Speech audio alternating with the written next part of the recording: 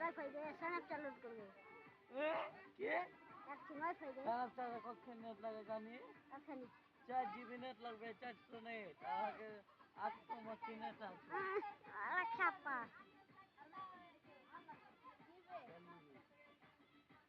কাল তো আমি নেট নিজের নেট লোড করে নেবো। হ্যাঁ ঢাললে তো জানি না যে দিবি ঢাললে ভিডিও।